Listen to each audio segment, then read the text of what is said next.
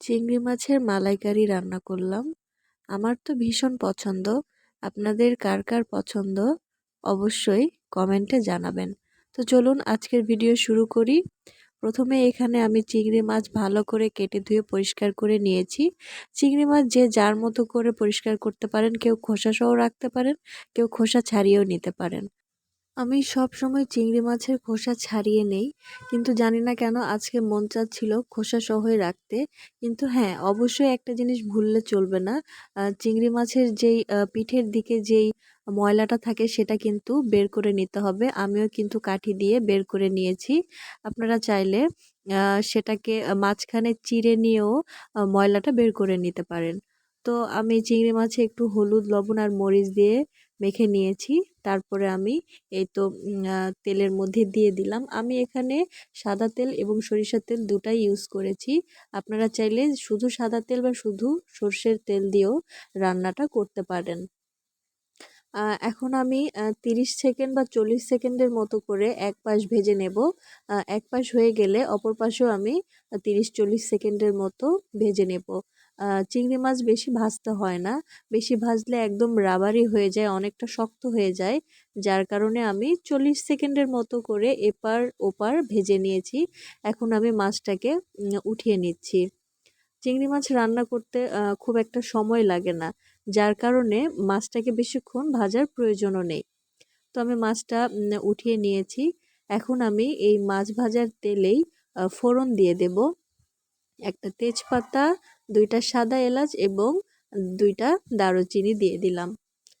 একটু ভেজে নেব। তারপরে আমি এখানে পেঁয়াজটাও সঙ্গে সঙ্গে দিয়ে দেব। আমি এখানে বড় সাইজের 5টা পেঁয়াজ ঝুরি করে নিয়েছি। আপনারা চাইলে ব্লেন্ডও করে নিতে পারেন। এটা আপনাদের ইচ্ছা, কোনো প্রবলেম হবে না। তো আমি এখানে পেঁয়াজটাকে একটু ব্রাউন করে নিচ্ছি। একটু হালকা গোল্ডেন ব্রাউন হয়ে এলেই আমি এখন নারকেলের দুধ একটু দিয়ে দেব, যাতে পেঁয়াজটা পুড়ে না যায়। পেঁয়াজ পুড়ে গেলে ফ্লেভারটা একদমই ভালো আসবে না। তো আমি এখানে একটু মশলাটা এখন ভালো করে নারকেলের দুধ দিয়ে কষিয়ে নেব। তারপরে আমি এখানে বাকি যেই মশলাগুলো থাকে আমি সবই এক এক করে দিয়ে দেব।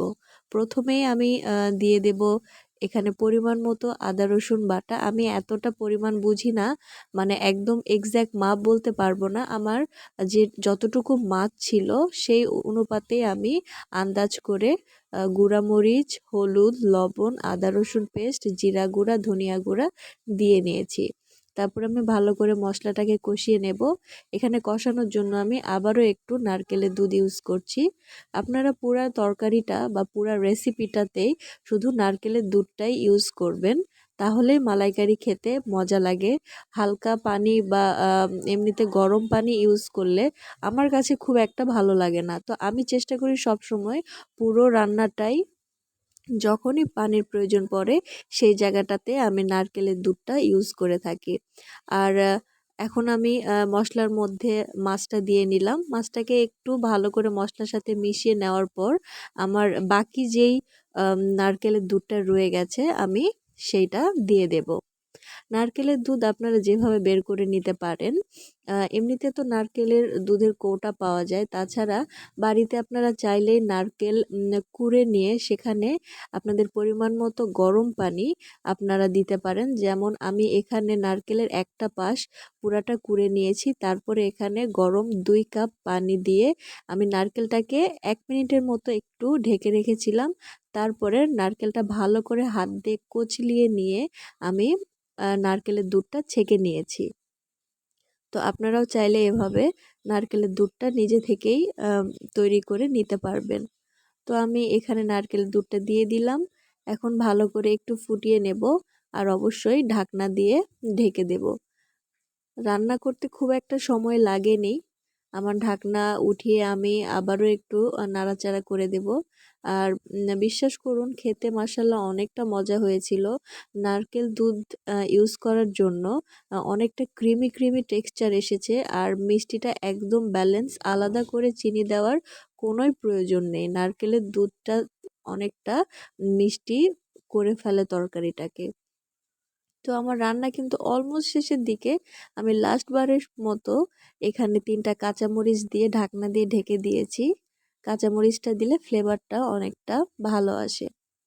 তো এই যে দেখুন ঢাকনা উঠিয়ে আমি এখানে আবারও একটু ভালো করে নাড়াচাড়া করে নেব। আর যেহেতু আমি রাতে ভিডিওটা করছিলাম, অনেকবার করে লোডশেডিং হচ্ছিল, কারণ বৃষ্টি হচ্ছিল, আবহাওয়াটা নরম ছিল, যার কারণে বারবার কারেন্ট যাচ্ছিল। মানে ১ মিনিটের জন্যও কারেন্ট থাকছিল না, আসছিল ১ মিনিট থাকছে আবার চলে যাচ্ছে। তো আমার ভিডিওটা করতে অনেকটা প্রবলেম হয়েছে, মানে লাইটিংয়ের অনেকটা প্রবলেম হয়েছে, যার কারণে জানি না প্রপার কালারটা আপনারা বুঝতে পারছেন কিনা। বাট সামনে থেকে মাশাআল্লাহ কালারটাও এত সুন্দর এসেছে। একটু হলেও হয়তোবা বোঝা যাচ্ছে, বাট একদম পারফেক্টলি বোঝা যাচ্ছে না। কারণ কারেন্ট থাকছে না, শুধু মোবাইলের ফ্ল্যাশ লাইট দিয়ে ভিডিও করা। তো যাই হোক, সবাই ভালো থাকবেন, সুস্থ থাকবেন। আমার চ্যানেলটাকে সাবস্ক্রাইব করতে ভুলবেন না, লাইক কমেন্ট করতে ভুলবেন না। আর যদি ভিডিওটা ভালো থাকে আপনারা সেভ করে রাখতে পারেন এবং আপনাদের ফ্যামিলি ফ্রেন্ডসদের মাঝেও শেয়ার করতে পারেন। আর অবশ্যই জানাবেন আপনাদের কাছে কেমন লাগলো। আল্লাহ হাফেজ।